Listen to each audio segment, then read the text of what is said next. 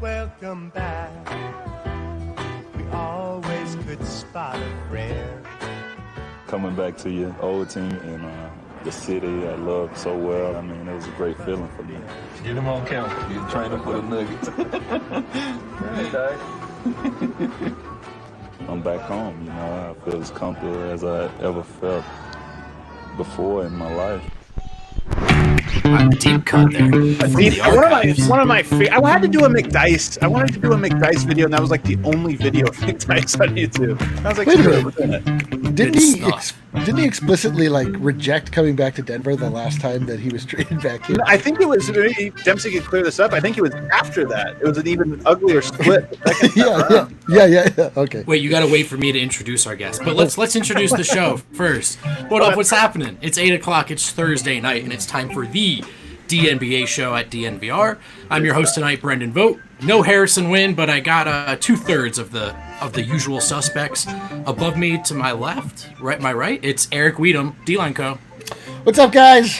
Yeah, I miss Harrison. I got to be honest. I don't feel like I don't really. I feel like we're gonna be like a little less than. I don't know how else to put it. Most of my fuel for this fire is just bullying him while he does admin. I know. I don't feel good about this at all. Next to Eric, with us every time, it's Adam Mara. Adam, what's up, man? Almost every time.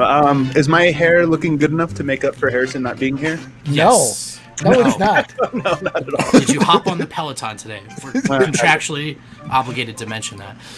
We're not alone, though. There will be 4 of us tonight. Let's welcome in now a very, very special guest, our good friend and reporter / analyst / on-air talent, jack of all trades for Altitude Sports. It's Chris Dempsey. Yeah. What's up, everybody? Chris, what's up, man? Yeah, the crowd goes wild. Listen. There's no way that I could take Harrison's spot here, but I will do my level best to try to hold up my end of the bargain. Yeah, on this I'm a little offended you even suggested that was a possibility, frankly. I know. Right away, it was kind of like, you two guys are nice, but Harrison's better, and I don't know if I'm freaking going. I mean, that's Harrison, baby. We're just happy to have you here, man. I thought I might never see you again, Chris. I'll keep it 100. I mean, it's starting to look that way. And without technology, you might never see me again. I know. It's rough. Technology is living its best life for sure. Oh my gosh. So how are you holding up? I know you're busy, you're working, but also a family man. What has quarantine done to you and your mental so far? You know what? I've held up really well, actually, because I think for me, it's been great to be around my son. You don't know how much you're gone until you're home all the time, and then you're like, wow, I'm actually really never here. So that's been great. And then outside of that, Altitude's been doing a sports social. Sure. Yep. 11 to 1 each day, which actually just wrapped up today. Today was right. The last to get at. Tomorrow will be a best of, and then we'll move on to other things. So that's kept me busy. A lot of home workouts. I think you've been working out more than I have at home. I can't guarantee it, but I have a sneaking suspicion. Yeah, it's crazy how much you work out at home, right, guys? It's something else. It's such a grind. You're doing my job for me, though. I'm glad you brought up sports social, because I did want to ask you, since it's coming to its end or close to it. What were some of your favorite moments? What were some of the favorite interviews that you got to do? And I know it's not all interviews, but just was there anything cool that came from doing television a little bit differently? I think there was a lot. I think the first thing was what we learned is that it's so much easier to get guests on a show like that. It's so much easier. Even we can do it. Yeah, as testament to the fact that you are here right now. All you got to do is sit down on the couch and so that was good. I think that's a platform that we're going to continue to use at Altitude. There's no doubt about that. In some fashion as we go forward, even when things get back to normal, whenever that is. One of my favorites was Ray Liff and Michael Malone. Yeah. In the same space.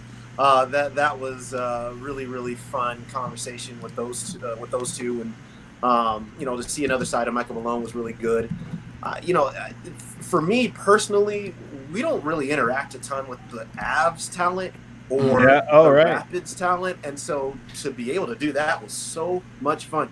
I had no idea how funny these guys were. Right. And how it were. And it was just, so it was just, each day it was a lot of fun. So it kept us busy and it kept us from being furloughed. That's number one, and two and three maybe. Right, and 2 and 3. But it was just a great platform. I think we'll continue to use. It's interesting. I mean, you're coming from a traditional television background. For us, I think when we go on to the internet, we can sort of lean into our, I guess, different approach, different foundation. Was it a challenge for you at all? It almost feels like to me the harder you try to do television on the internet, the harder it becomes, and so you have to try to find some sweet spot. Was it challenging for you guys at all? Well, for me, it was just, it wasn't that much different. It reminded me of a radio show. So, for years ago, I used to host a radio show on 104.3 The Fan. And so this reminded me a lot of that. It's just that my face was on a camera as well. But behind the scenes, it was very different. And all of the moving parts and all the producers and everybody that had to put that together, it was, especially in the beginning, a real challenge and a lot of trial and error. And by the time we started to get smooth and get it right, and we're done. Exactly. It's different for us, but I think what I've learned is traditional television people, and obviously I come from a writing background, right. But traditional television people, it's very difficult to, for them to wrap their minds around everything not looking perfect, everything not sound, but yet that's the world we live in. We live in FaceTime world. We live in Skype and Zoom and everything else, and nothing looks perfect anymore. Precisely. And it's okay. And so to get them from a space where, oh my gosh, this isn't the perfect thing, to, okay, just relax and breathe. The show got out. It was fun. It was entertaining. And, I think that was probably one of the biggest challenges for sure. I think there might be more forgiveness now from audiences than ever before in that regard, because like you said, everybody's used to FaceTiming people and Zooming and doing everything else that's not perfect. So it's like, hey, we don't need our media to always be perfect if it's not television. Yeah, it just looks like everything else. And I think there's a little bit more of a real quality to that anyway. Everything doesn't have to be so buttoned up, and we're real people, and we make mistakes. We don't make it's just, but to have all that out there in a real way, I think is people appreciate that a lot. Can I tell you guys, this is why I like Bob Dylan? He doesn't sound perfect. I'm telling you. I've never brought Bob Dylan up on this show. This is the first time ever I'm bringing up I'll take. But I'm telling you, I'm breaking my silence. So wait. So you like Bob Dylan because it was a lead-in to the imperfection of the pandemic? No, I like it because it's so real, and that's the whole point. You feel like it's like somebody really spilling their heart out there. That's you're like, man, that sounded awful, but that was so real. But that was so real. So real. My favorite part. Please. No, I was just gonna say my favorite part of the pandemic progression as it relates to media is like, as soon as the quarantine started, everyone was like in their bathrobes, like even like in the news, they're like whatever, like nobody cares. And then it's like slowly gotten back to where like people are starting to like dress up at least a little bit, like trying to get their like backgrounds right. But at first it was just like, man, I don't know. Like on the news, they're like, things are bad. What do you want? You're never getting a haircut. Yeah, no, I know. They were like, it was the social contract was just signed that we were. Yeah, it's like everyone just gives up. We don't care. I'm just stoked. Polished and perfect were never really on the table for me. So everything's been brought to my level, and I feel very comfortable these days. Yeah. It's all good. It's business as usual for you, huh? Exactly. Yeah. You can tell by the shirt. Like my approach is a little loose. I think. I have a confession. When we were on the Zoom call with Michael Malone the other day, usually when you hop on those things, you pick if your mic is on and if your video is on. So I just assumed my video would be off for this thing, and I had a Timberwolf shirt on. Just like, so when I clicked on there, and I was like, what? I was like, oh God, hold on. It was a little panic, yeah. Hold on, let's dig into that a little bit. What? I used to, this was like 5 years ago, I used to just buy, I think I had a rule where I'd buy 3 new t-shirts every NBA season, and it would be 3 random teams, just till I had a full collection. So I probably have like 15 different NBA teams. Most of them are like pajamas Okay. now, but We got Let those us- sweet shirts in Portland let last us, year, and I haven't yeah. been able to wear them. But the pandemic, I've been busting it out. What a strange role for yourself, I have to say. Hey, man, so- I love the NBA. What can I say? Chris, obviously, no It's one. about basketball. Exactly. Obviously, no one has seen much of anyone. But have you gotten to spend any time talking to the players outside of those kind of shared media calls? Do you have any sense of just the collective mindset and how excited they are to get after it? Only the ones that we were able to get on the Sports Social show. That was only maybe a handful, and then Katie did a few more on the Nuggets happy hours. So Right. Yeah. that's really the only interaction that we've had with the players, in an in-depth way. And it seems like that they were all in good spirits and ready to play. A few of them had, like gym arrangements. I mean, Michael Porter Jr. had a gym arrangement in Columbia, in Missouri, where he went back to Missouri. So, a couple of them were able to just, really get in there and improve their game and keep themselves in really good shape. So that was good. But I do know, from what I'm hearing, they're all really ready to play. Outside of some of the other concerns, whether it be socially or COVID-wise, this team is, they felt like they weren't in a fantastic space when the season was suspended, but Right. Nope. but they no, felt weren't. like they were one of the better teams and want to get back to that. What do It's you weird think- going back to that because you say that, because it's true. I felt like the month of January and the early part of February was maybe the most positive portion of the season. The All-Star break happened, and then to your point, there was a little bit of it felt like clunkiness kind of getting to go. But it was March, or it was early. There was so much time that you almost completely throw that out, except for that's how the season ended. So it just lingers, and it almost feels like. So you just said that when they ended, it maybe wasn't the best. Do you feel like that matters at all, or is that so far long ago that it literally doesn't make any difference now? I think it matters. I do. Okay. Because, I think it's going to be obviously hard to predict what any of these teams are going to actually look like just because the layoff has been so long. But the last time we saw any of these teams, what were they doing? And for the Nuggets, they were busy going 5-5 in 10 games, and defensively was rickety, and turnovers were just by the boatloads. And so, I think you have to remember where you came from in that respect, because those things cannot possibly happen in Orlando if what you're saying you want to do is win an NBA championship. And so, I don't think they should dwell on it. But the turnover thing wasn't new. That's something that's kind of been in and out, part of their personality for a long it's our time thing. now. So they have to get that addressed. Yeah. To me, it seems like a possibly much-needed break for two of Denver's best and most important players. Jamal Murray physically, who was, of course, banged up, never really got right after that collision with Ben Simmons. To my understanding, he gets an extended break now. And Jokic, who mentally had to enter playoff mode there for a couple of months. But, the 7 in Utah being sort of the peak of what was really a nadir in terms of, like, physical health of the team, how with it everyone was mentally, and he went into like a Super Saiyan mode, and we could see by the end of the regular season that he was really kind of starting to seem a little grinded down, a little withered down, and so for him, maybe a much needed mental break, and he can enter the playoffs back in that mentality. Well, and also you have guys like Paul Millsap, who was basically managing himself over the course of the season, so he gets to fully come back, however how good ever good he's feeling.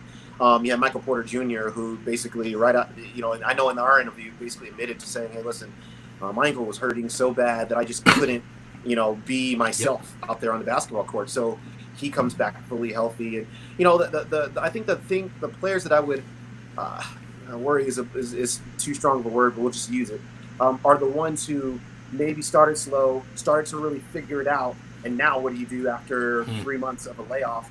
And Gary Harris would be right at the top of that list. I mean, that guy was shooting over 50% from the field and from the three-point line in those 10 games after the All-Star break, after starting off super slow. So can he recreate that in any real way, in Orlando? That's a great point. And a great question. So we will talk a little more about the Nuggets specifically here later on in the show, but we do have to get to a little bit of news, guys. Just an hour ago, Adrian Wojnarowski tweeted. This is a Jackie McMullen report, though. Excuse me, I have my tweets messed up. Just an hour ago, Woj tweeted, after a positive test for the coronavirus and the Los Angeles Clippers traveling party headed to Orlando next week, the organization has closed its practice facility to players and staff as a precaution today, sources tell ESPN. So, Chris, obviously we know the Nuggets went through the same thing this week. Does this news sort of change your perspective at all on the bubble? We've been asking all of our guests that. Again, the NBA also kind of planned for this and built this time period in. So what's your perspective on this? Yeah, it's hard to know. The NBA did, this is the buffer time for this kind of stuff to happen, and then still teams to get down there. And then, quite frankly, you have 20 days down in Orlando for maybe even something else to happen and to get players or staff healthy before play actually begins. You contrast that with the MLS, and you had this the Dallas FC team, like 9 players after they got to Orlando tested positive. Well, guess what? They play in a week. So that's it's tough. So I think the NBA built some of this in. I think what they do not want to happen is all this testing to happen this week. Get these teams on a plane and then get them down to Orlando. Then all of a sudden you start popping up with more positive tests right when you're supposed to say, we're healthy, we're in a bubble, and now we're good. Yeah. I think that they wouldn't want that, but if it does happen, they do have some time to figure it out. This was never going to be an exact science. And, I'm crossing my fingers that what doesn't happen is that, there are enough significant COVID-related missed games that you start altering, what the picture of what might happen in terms of who should be winning, which teams are actually better versus who's actually winning the games anyway. So, I don't know. We'll see. But I think these teams are doing the right thing. Let's just shut it down and then just get on a plane, get your people healthy, get on a plane. These aren't real practices anyway. I was just gonna ask you that, man. If you think that this missed time it really matters, given the nature of what those practices would have been. No. You're getting shots up. That's is it. You might listen. There might be some conditioning involved, obviously, but so what? Again, you have 20 days when you get down to Orlando to continue conditioning and then be practicing 5-on-5 as well. So, no, I don't think these matter at all. The time that they miss here at all. That's why these teams are it's so easy for them to close it down because, this is just extra work. I think the toughest, maybe not the toughest, but one of the toughest sort of segments of this entire bubble is going to be next Tuesday through Thursday, the first 48 hours there, in which all the players and coaching staff, everybody there has to stay in their rooms for 2 days. It's like that's also part of the protocol, and I think perhaps different from what the MLS is doing. So when everybody arrives, if somebody is positive that has not yet been tested, they get 2 days inside the bubble by themselves before they can I think those 2 days are going to be really tough. That's I don't want to go overboard here, but being alone in your hotel room for 2 full days that's tough. Well, think about where we entered this program today, and that was talking about, hey, how's quarantine treating you? And that's just 3 months, and we're able to at least move around a little bit. Even if you can't necessarily always go in a restaurant, but that is different. Yeah. Stay right here in this one spot, and no matter how luxurious the rooms are, and they will be luxurious, it's still a confined space. And then not only that, then how do you do that, replicate that over, to whatever degree over months, weeks, and then months? I don't know where you guys feel about this, but I just think I do think every player and coach that has said this might, forget the asterisks, this might be one of the toughest championships ever to win. I don't necessarily disagree with that. I don't know what you guys think. Where's the lie? Exactly. No, I 100% think it's going to be the hardest. When people talk about asterisks, I think what people are really saying is that the outcome is probably or has a great chance of being different from what it would have been before. But to your point, everybody's equal in this. There's not like, well, it's different. An asterisk to me means, so-and-so got hurt and this other team won and they might not have happened. In this scenario, everybody's starting at least on an even playing field, really, really tough, almost impossible circumstances, and they all have to endure it. So I understand both sides of that argument, but I do agree that it's going to be it's going to be incredibly hard. Yeah, to me, asterisk doesn't mean less than. It just means different. It's Yeah. like you should evaluate this differently than you are all the ones around it for whatever reason. Yeah, but I mean, I don't know. Maybe it could be easier if you're just like forced to focus on basketball. Maybe there's something about that, like just being able to drown out the other. I mean, I don't know. I I'm think just that saying it would have the opposite effect. I almost it's do. possible. Really. I'm not saying one way. It's just like obviously there's just no way to actually understand what this is like unless you're in it. Yeah. And nobody's ever done anything like this. I'm very, very interested to see like what the actual basketball looks like. If it feels like NBA basketball, if it looks like, like a weird stripped down summer league, like. Like if it's weird if you just hear the squeaks on the floor and stuff. Like I don't know what to make of any of it. Like I mean I obviously cannot wait until it starts. But speaking of summer league, if you think bubble number 1 is going to be a little weird, Yeah, right. I've got some news for you guys. So the original tweet I referenced. This is a Jackie McMullen report, which is not on Twitter. Woj put it out there. The NBA is closing in on signing off on a second bubble, end quote, in Chicago for the 8 teams that were not invited to play in Orlando, enabling mini training camps and subsequent games against other clubs with a target date of September. 7 of the 8 non-playoff teams participated in a call Thursday with league officials. The Knicks were the lone team to not be represented on that call. And are we surprised about that? They're interviewing head coaching candidates, and they have enough time with doing that when it's the only thing on their plate. It's hard enough for them. But on that call, the league sought assurances from those teams that they will send their players if the league moves forward with this bubble format. Chris, just open floor general reaction to the idea of an additional bubble. It's too many bubbles. It's just so many bubbles. One bubble was pushing it. Yeah. Well, yeah, exactly. Yeah, one bubble is pushing it. We're gonna do 2. For the teams, I would really, I wonder what the teams.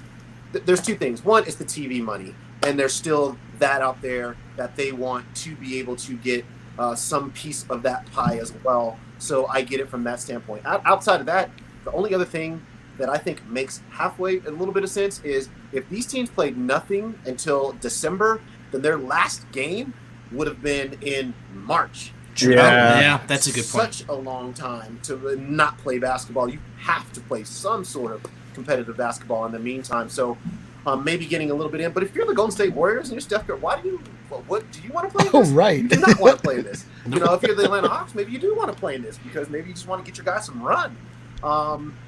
Generally, I think, gosh, wow.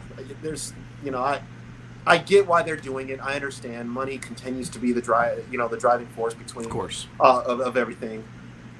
And you want to get your guys some work, but it just seems like it's too many bubbles. Is there money in the second bubble? Because Adam Silver talked about how the first bubble wasn't necessarily as profitable as people thought. Well, yeah. Well, it wouldn't be the same type of money, but it wouldn't be zero. And that's, so that's.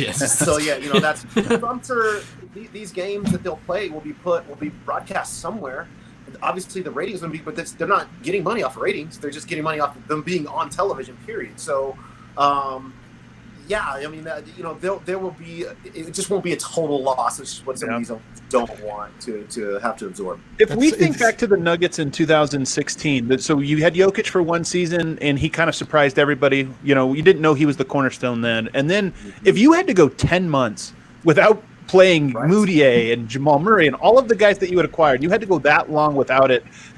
I think the entire thing would have unfolded completely differently. Whereas if you were to have sort of this bubble, this bubble idea at that point, maybe the Nurkic-Jokic experiment happens in that time and you get data points and you say, okay, and then you move on. So for me, I don't think it's going to be universally beneficial to every team that goes, but I do imagine if you were a young team and you really don't know what you have in your players, even just 4 games inside of a bubble will really help you to evaluate and move forward and make decisions. So from that regard, I think it probably helps a little tiny bit, but not doing it, I think, would have hurt a whole lot because the 10-month break is just so long. I mean, not doing it certainly would have been less than ideal, but it's still hard to look at this as like a viable solution. I mean, it certainly makes it harder for them to market bubble number 1 as sports are important and sports matter. It makes it harder because this isn't the safest possible plan, right? This is, of course, some middle ground that enables them to tap into some of that lost money. Any additional bubbles is just involving more people than needs to be involved, which is inherently risky. And also, man, guys, if players are having a hard enough time deciding if they want to go to this first bubble and compete for a title, I mean, what impending free agents or guys dealing with injuries or people who are just generally unsure of how to play this, who's going to go to this? Yeah, it seems like opt-out central, right? Right. That's what I would. This is like that. It's like the NBA NIT that they're putting in. Like, Exactly. There's like. Go ahead. Yeah, no, you're right about that. You're right about that. I wouldn't expect, I wouldn't expect veterans that are contract to play. But if you have young players that you want to continue to develop, this is a nice little. At least you can get other competition. You can get other NBA players on the court. And get them some experience that way. While, like, as Adam remarks, getting them a little bit, seeing what you have, at least a little bit more of what you have. Yeah, it really is like summer. It is like summer league too, right? The electric boogaloo. Like, I even think that the idea is that the format is going to be like summer league. Play would be similar to summer league format. The specific parameters still being discussed. I hope they get 10 fouls. 10 fouls is the greatest part of summer league. Yeah, you know what I hope? I hope they continue the tradition of putting people in hotel rooms based on seating, and that you get we need a Grand Destino in wherever the bubble's going. Only it can't be as nice as the Grand Destino in the yacht club. It has to be below those ones even. So that's true. You're there. And the you can't find yourself in a better situation. The Knicks just have to camp somewhere downtown. Like you weren't even on the call. So it'll be like the Drake and then like Prospect Park. Like those are the two RVs. So no Harrison, so no live reads tonight.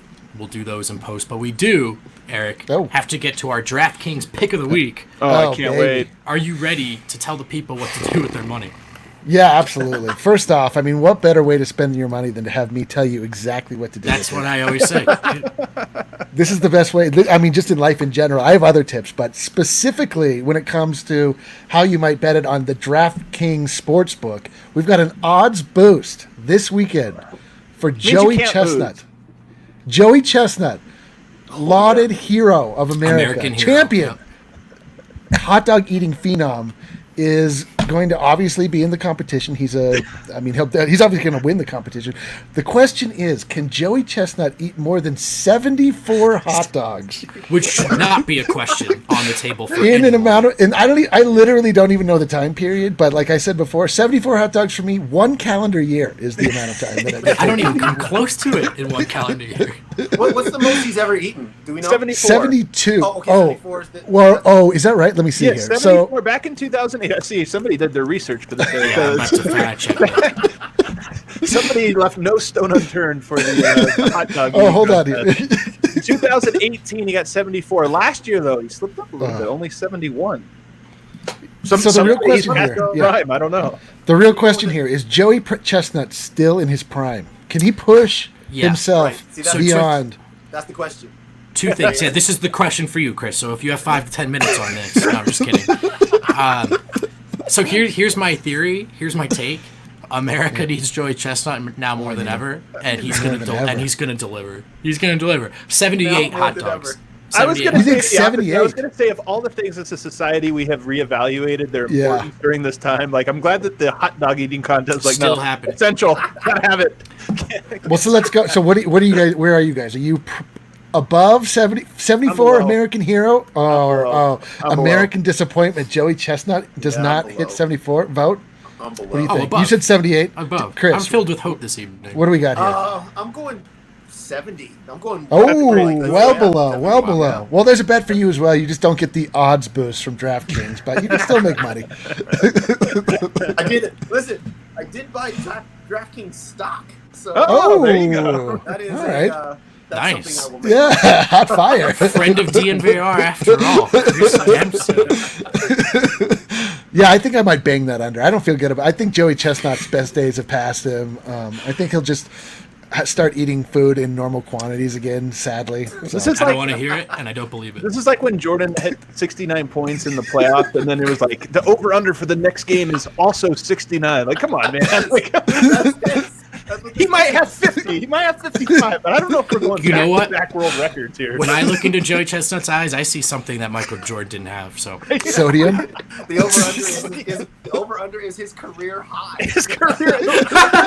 Not only is it his career high, it's a The world high. record. wait, so The world high. is the pick of the week No smash human. the under? Is that what we're saying? No human has ever eaten this many hot dogs in the amount of time that I don't know what it is because I didn't research it. All right, we pivot now to the real reason we've all convened. The meat on the bone of tonight's show. An open-ended question. What do you miss most about the Denver Nuggets? Chris, I don't know if this is putting you on the spot, but I'll go to you first since you're our guest. What do I miss most about the Denver Nuggets? Maybe it's just watching they play such a unique style of basketball. I really love their offense. I really just aesthetically, I just think it's really a beautiful offense. So in that respect, I guess I miss Nikola Jokic. I miss the pick and roll. I miss the More than anything. Interchangeable, basically, two-man action. I have a lot of fun watching their offense. I have a lot of fun watching it back on film. So I miss that maybe the most. Eric, what about you, brother? Well, as you know, the Nuggets are central in my universe in a way that's probably unhealthy. Not as unhealthy as eating 74 hot dogs in an undetermined amount of time. Probably true. But I do miss hopping on my personal electric scooter, puttering on down to the Pepsi Center, getting a pizza and then a beer in an aluminum cup that I take home every time. And then I just sit and I boo Nurkic. Or it doesn't even have to be Nurkic. It can be whoever He looks the great, person by the on way. Video of him, he looks very thin. I don't want to know that. Can I tell you, actually, I know I'm stealing your spotlight here, Eric, but can I tell you, there's so many athletes that look great right now. I know. Zion looks real good. Can we talk about Opposite of Zion? 99, where Zion looked like a Terminator. Like everybody looks like they're in the best shape of their life. It's crazy. Zion looks phenomenal. I mean, there were like delts there and everything. I was like, oh my gosh. I love that we're surprised. He's like 20 or whatever. His neck was like the strongest neck I've ever seen. But I'll say this, because there's a lot of, right about the time that, there was a lot of spotlight on Nikola Jokic in terms of his conditioning and shape. I was having this discussion with somebody, and I said, the thing about it is there's going to be a lot of athletes that have leaned down stories because you have no access to super heavy weights in a gym. So teams are sending, equipment home or Peloton bikes. Equipment to it's like exercise bikes and bands and what? Yes, it's ridiculous. Look at Bane. that. Yo, he looks like a superhero. Yeah, he looks He like really Bane, does. dude. That's It's crazy. terrifying. But yeah, I mean, even me, I only have 10-pound weights here. So what are you I don't doing believe with you. all you can Yeah, do you is look slim you look 30 you at look least, but- you look deflated and you're just very small, Chris. It's just- You need to get these bigger weights. I have lost 6 pounds myself. Oh wow, that's a tough so, time. I mean, it's what it is, bodyweight workouts, they're great. I love them. They're actually changing the way that I'm going to work out even after all this is over. But it's not going to put weight on you. Yeah. And so you're going to have a lot of Yeah, it really is. Yeah, it's like wow. James Harden is another guy, but so I think we're just going to see a bunch of slim down NBA players. I don't think that's what I think exactly that's what's going to be. Yeah. Which is a great sort of prism to view the skinny Jokic thing through, because I think the sort of counter to this being good news is maybe he needs that weight to throw around and push guys around. It seems like we might I don't be. think he lost that much weight. Really? Wow. From when we saw him last. That's From the when we hottest saw him one. This is a last. 5-pepper take right here. Yes, I don't. Wow. So the last time we saw him was in Dallas. Oh, I see where you're going with this. He was Okay. probably 285, 280. Oh, I got you. around there. Okay, He's in yeah. really good shape. He was already on his way.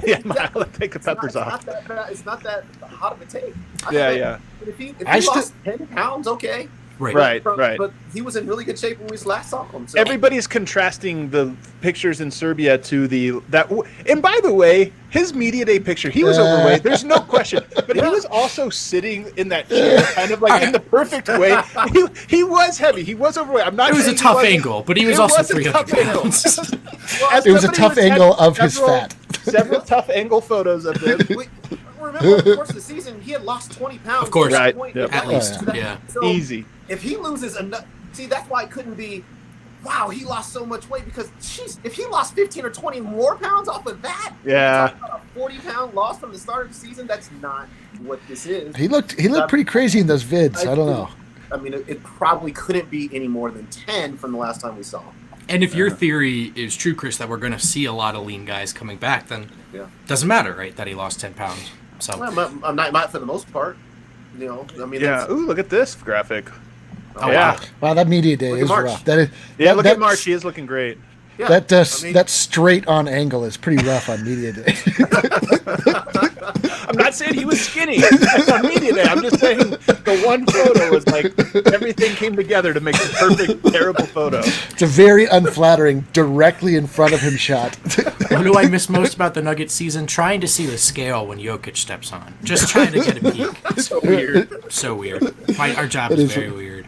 Yeah, I but think you guys are I never think going mine back. is, I think this is, on Twitter, you said something like the weight loss wasn't the biggest surprise to you. It was his wardrobe. Yeah. Strong agree. Like- Strong agree.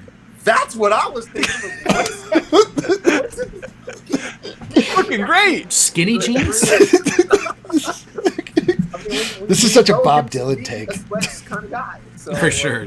He looked great. Yeah, it is. You know, though, when you get like maybe a new pair of shoes or a new suit, just where you have like something brand new and you're kind of like got a little strut to you or whatever. Like Oh, that yeah. was totally He was in that place, just kind of like he had so much energy. He was floating. Yeah. I recognize that. I relate to that. That's my first shopping trip in 2 years. Yeah. Where you're like, oh, I forgot baby. about this. Maybe I Oh, should. baby. You're like, these watermelons are new. Yeah, that's right. That's right.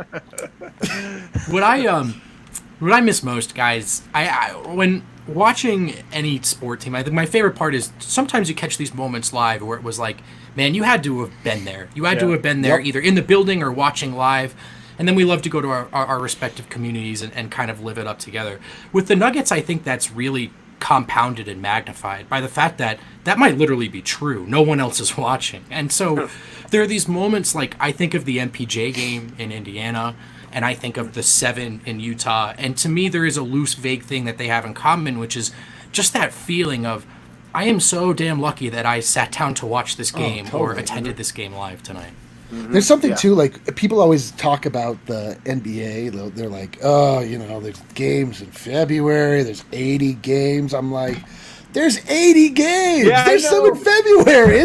That's amazing. I wish there was one every night. Like they're never boring to me. I'm so glad you brought this up because this is my biggest point. When people talk about shortening the season because guys do this or that, I'm always like, it makes sense if you want it to be like these guys at the top playing their hardest for whatever 60 games. But I'm like, do we really want to get rid of 22 games? I love No. games. No. They're awesome.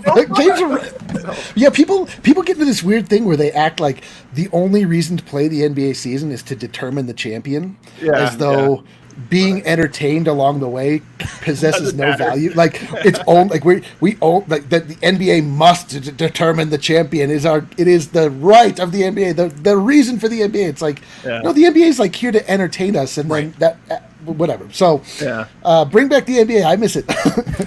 Yeah, I do too. No, I totally agree with that take. It's there are so many good moments over the course of the season. I mean, The best. Brady, you're just talking about a couple of them. I mean, the Magnificent 7 in Utah was ridiculous. All timer. That was All-time moment, right? incredible. Hitting 22 3-pointers in Milwaukee after having arrived at 4:30 in the morning. Oh, was man. unbelievable. So true. There are these The Philly moments comeback? in the season that Oh, that shot. Yeah. Sorry, I didn't mean to big. cut you off, but yeah, no, I completely agree, man. Those moments are what it's all about for me. All right, well, let's move on. That seems like a natural transition. Why are you surprised? You're the one that stopped it. Yeah, I don't know. I'm the host. I'm in full control of this. We're going to move to a brief discussion, guys, about one of my favorite stories of the year. I'm going to read a short excerpt from a Sports Illustrated article written by Nick Selby. Jonathan Irons, man held by Maya Moore after wrongful conviction, freed from prison. After serving more than 20 years in prison for a crime he did not commit, Jonathan Irons was finally released on Wednesday. Irons, 40 years old, was serving a 50-year sentence on charges of burglary and assault for a crime that took place when he was 16 years old. His case for a retrial and eventual overturned conviction was aided by WNBA star Maya Moore. Maya walked away from her playing career in 2019 to dedicate her time to prison ministry work. In January, she announced she'd be skipping the 2020 season to mute that focus sound, Kale. Mute that. on criminal justice reform. So, I mean, I just mostly want to start by saying this is one of my favorite stories of all time. And as a younger fan of sports, I really struggle to find examples as I search for anything that really compares to this. So to my understanding, Maya Moore was not just at her peak, but arguably the best women's player alive, one of the best players on the planet. Yes. And as we have a league full of players that are contemplating putting off a postseason to be about something bigger than themselves and bigger than basketball, I feel we just have to take some time to appreciate this woman who did that, who put her money where her mouth is and then some. And I don't know about you guys, but I mean, I can't even fathom what it would be like if LeBron, for example, were to do something like this. Right. Yeah, I mean, this is big time. I mean, that's just all there is to it. And, you know, Maya Moore, I remember last year, the reports when she was saying that she wasn't going to come back. At first she was thinking about it, and then it was full on, listen, she has a different calling, and she was going to follow that. And to see this be, you know, the outcome or one of the outcomes of that is amazing. And when you're talking about making a difference, you know, this is what that looks like, and it's identifying what you need to identify, and then it's nonstop working until you get to that goal, to that conclusion, to that solution.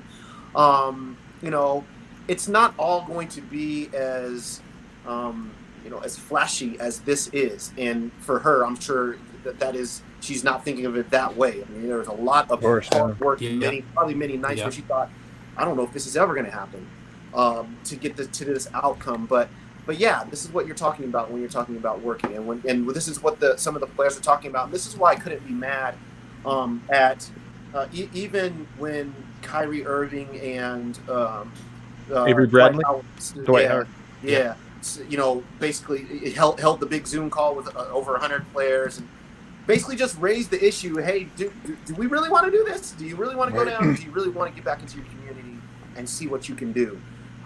It was a worthwhile question to be asked, and it was a worthwhile subject to be vetted out among them, because you know, there are issues, there are you know, things that you want to get done in your community, and are you going to be able to do them? So Maya Moore, wow, you know, it's just a wow moment, and you know, I know these guys are looking to do similar things, and so we'll just see how that all plays itself out. Yeah. Do we know what is the relationship there? Like, why did Maya Moore get involved in this specific? She just knew about the case, you know, and I see. It was just as simple as this guy was wrongfully incarcerated, and he was there for years. Yeah, years. Nobody was fighting for him, or very few people. I didn't say nobody. Obviously, that's probably not true. And she comes from a family with a fairly deep involvement in prison ministry, so this is a world and environment she's familiar with. I see. So this was just like, it was just the case itself that compelled her. It wasn't like she had some sort of like familial connection or anything. It just interesting. Just want to do right by this guy, and she was able to do that. Yeah. Yeah, it's just incredible. I mean, the conversation about what we can expect from athletes and what obligations they have to me is a really interesting one. The latter, I've never really been comfortable with attaching that word. But to me, the lack of an obligation makes the action itself all the more commendable, right? I mean, Maya Moore did not have to do this. We should not expect this from any athlete, but that she went out of her way to do it speaks volumes in a way that it's just hard to articulate. So definitely wanted to take some time to shout that out. Yeah. So to pick up on your point here, each athlete has to decide for him or herself exactly what their contribution is going to be. And you know, listen, some people want to do what Maya Moore did. Some people want to help people to vote. Well, it doesn't matter what the issue. It doesn't matter how small. Just do something. Yeah. And find what it is that however it is that you can contribute, and then contribute that to the cause. And so, you know, for each of these individual athletes are going to have to figure that out for themselves, and then act upon what moves them, what moves their heart, and get those things done to whatever degree. Yeah. Yeah, it's remarkable. Well said. It's not about talking about it. It's about being about it. So really commendable stuff. We will now take it in a very, very different direction, this show. Yeah. Chris, Another hard left. All right. another hard left. It's really hard without the ad breaks. Like, the rundown looked good. I didn't think about it. Do you want me to give you like a little like happy music here? Or just Yeah, like, yeah. would Let's be do a little great. something. Yeah, let's get a little palate cleanser here. I believe you we go. have a couple contestants ready to play the steps. Chris, if you're not familiar with the steps, it's the hottest game show sweeping the nation. How could he not be familiar? We're gonna have Why don't one you of tell our Vote not about the familiar with steps? one of our great DNVR members is going to hop on the show. We're going to run them through a gauntlet, a Denver Nuggets trivia, NBA trivia gauntlet. They're going to have you there as a helper. So if you know the answer, you chime in. You make sure they know. Don't let them screw up. It's a lot of responsibility. Listen. This loss or this win is on you. You should Yeah. know. Yeah, I know. I'm all right. I took it on the chin. Pressure. I led one of our longtime members astray last night, and I could not fall asleep for up to 1 minute. And then I fell right asleep and I thought about it. So we do have a new contestant, Jordan. I see you back there. We do have a brand new contestant, I believe, brand new contestant here in Corbin. So Corbin, Hello. Hey, hello. Corbin. Oh, we know Yeah. Corbin from the watch parties. How you doing, Yes, I'm good. I'm good. How are y'all? Yeah, brother? Doing all right. Awesome. I'm trying to read your shirt. What's your shirt say? Oh, it's Injury Reserves Arena Tour. Nice. Rest in peace to Steppa J. He passed away yesterday. That's right. That's right. Okay. R.I.P. There you go. Where are you calling us from tonight, Corbin? Platt Park. Oh, nice. Yes. All right. Denver, baby. Yes, indeed. South side. Corbin, I know you've never been on the show, participated in the steps before. Nice flex too. That's a nice view. But are you familiar with it? Are you ready to go? Ready to dive into this thing? A quick once over wouldn't be a bad idea. You just gotta yeah, answer so- questions, bro. Just gotta trivia, answer man. those Pretty questions. straightforward. You'll have Chris as your helper. You can go to him. It doesn't have to be clues. He can give you the answer explicitly. Yeah. Well, quick question. How long have you been a Denver Nuggets fan? I was a very casual Denver Nuggets fan, starting roughly in the Carmelo era, Okay. All right. and you then should be all right. I dropped off with Brian Shaw, as I'm sure a lot of us did. Listen, Speak for man. yourself, bro. Listen. Speak for yourself, bro. If it goes off the rails, just go Just ahead blame and blame Chris. it on Dempsey. Blame it on me. And if you lose, just blame it on me. We just did a Nuggets trivia segment on Sports Social maybe yesterday. It was a little dicey, so if you know. You know what the greatest part is that Harrison wrote these questions and he's not here to deliver them. So we'll find out where Harrison's mindset is. If he likes, if he's into acceptance or chaos. Well, my favorite is the first question today is actually one you have to have been watching the show recently for, so I'm very excited to go right into Let's it. go. We have Jordan backstage. I'm going to allow Jordan to help out. Should we be in a pickle? I'm going to allow him to help out. We'll say through the first 5. Well, Adam, I'm glad you have the questions up because, as is customary for when I host, I forgot to do that. So, are you ready to take over? The nervous baby. music is on. The music begins. Let's climb the steps. Question number 1. What brand of stationary bike has Harrison been riding over the last 2 weeks? The Peloton Prince. Let's Peloton go. Prince, baby. Yeah. He gets extra points for knowing the print part. That's true. Yeah. That's a heck of a pull. All right, question number 2. What is the name of the area at Pepsi Center where DNVR members meet up during halftime of Denver Nuggets games? Oh gosh, it's on the concourse, section 1. Oh, yeah, man. that's the section. That's like more it's impressive the than concourse. But I forget what the actual term is. But yeah, it's down on the first floor on the concourse. Jordan, help this man out. Jordan, help him The out. patio.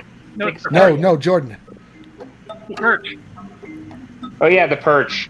That is correct. Did you know this one, Dempsey? Did you know this? No, I didn't know that one, so that's news to me. So yeah, There now I you know. go. We'll see you at the perch, bro. Pretty We'd soon. invite you, See but you you're there. usually doing TV or something. Birch is correct. Question number 3.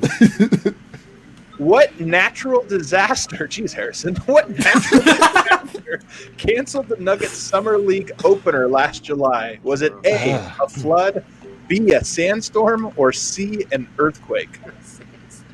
I think it was a flood. No. You can go. Dempsey's over here I'm trying to hop. sorry. Yeah, you hopped in. Just tell him, Demps. No, Just no, tell, this is bro. what you're Just tell for. him. Oh, no, it was the earthquake. Yeah. Final answer? Yeah. Yeah, Man, earthquake. Dempsey, man, great Sorry. save right there. Incredible. I That is thought I was gonna help. He was going over the edge, reached and grabbed him. Number 4. What point guard wore number 0 for the Nuggets last season? Oh, yeah. This is number 4. It's number 4. This is an easy one. Come on. Was it Lyles? What? Let me read the question again. What point guard Oh, point guard. wore number 0 for the Nuggets last season? Dempsey's stuck too. I love it. That's a good question right there. I love it. Oh, man. You know, Yeah, I don't think this is that easy. this is kind No, of it's tough. not. I mean, remember, no using computers or phones or IT or I any know. type of technology. no I know. IT, no phones. Oh, come on. No Yeah. IT, no I internet. don't got it. Sorry. No, No, you can't use IT or Isaiah Thomas or. Oh yeah, IT. Yeah, Isaiah. Yeah. Yeah! Yeah. The wonderful yet short-lived Isaiah Thomas. Let's go. What a genius. He also pulled doesn't that like from when you thin air. call him short, so. All right. Hello? Number 5. What Nuggets You there? player in 2016 made the second most three-pointers by a freshman in NCAA history, just 9 shy of Steph Curry? Oh, that's a good question. This is really good. Did we lose Corbin is the real question. Oh, we got it. We're back. Okay. Sorry. Do you know this one, Dempsey? Read that one more time. What Nuggets player back in 2016 made the second most three-pointers by a freshman in NCAA history, behind only Steph Curry? Okay. Mm. Would have been a college freshman, College fresh. 2016. 15, 16, I suppose. And then he came and played for the Nuggets. It's funny because actually, Corbin, you got an idea? I don't. You got it. Harrison just leaving a wake of fire in his exit. Yeah, Put some dude, hard right? ones out here. Scorched earth on the way out. I mean, is the answer Jamal Murray? You gotta ask Corbin. I'll go with Jamal. That is correct. Yeah! Let's go. I was wrong. Awesome. All Oh, right, he just got. Corbin, Wait. so you got an option here. So Corbin, you can take a sticker pack. We'll mail it to you. You win that, or you can risk it all. Try to get 5 more right and win a T-shirt. What do you want to do? I'll stop here, but can I have the next question for fun? Oh yeah, I love that. Yeah. I like Why it. not? It Yeah, was what the hell? Who is Gary Harris's college coach? Oh man. That's Tom five. Izzo. Yeah, that was number 2. You would have been Yeah. one quarter of the way to a shirt if you weren't playing it so close to the chest. Well, listen, a big congratulations to Corbin. Just the second Yeah. man smart enough, not just to get through 5 questions, Good job. but to call it a day. Corbin, stick around after the show. Grab your details. We'll send that sticker pack to you, brother. All right. Big thanks to Corbin for hanging out. Big thanks to Chris Dempsey for laying it down. We appreciate the knowledge, brother. Appreciate your time. We'll make Corbin give Appreciate you. having me. Thank you. I want to come back. Yeah. We'll make Corbin give you at least 2 of those stickers. There's 5 per sheet, but I mean, you really helped him out there quite a bit. Hey, man, Jamal Murray one, was it? after that interview, you're welcome back anytime, man. We Dempsey, appreciate man, it. Honestly, thanks so much for coming. It was so good to see you too. Like it's good through these getting to see and talk to people that we take for granted that we got to see so often.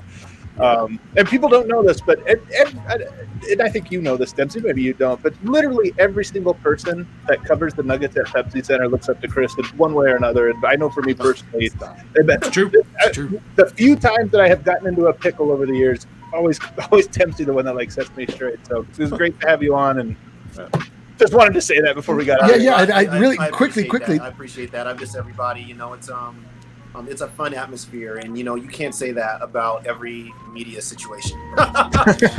Really quickly, the first time that I met Adam, I met Chris at the exact same time. Obviously, I don't have to tell Chris he remembers this, but it was at the uni reveal at the Denver Performing Arts Center, and I saw Adam talking to Chris, and I inserted myself in the conversation, started talking about uniforms, and obviously, I don't have to tell Chris he remembers, but it was a great convo. I remember. I know. We all know. I remember when I met Chris, he was like, "Who is this guy?" That's the end of the story. Hey, thanks so much to Chris. Then the next time I saw you, I'm like, who are you again? Yeah, and we're kind of still there to this day. But I appreciate you coming on. Thanks for hanging out. Thanks to all of you for watching, for laughing, for commenting. We may or may not be coming to you tomorrow with a Friday show. This could be a bang bang play. Let's find out together. Take care. Be safe. Stay sane.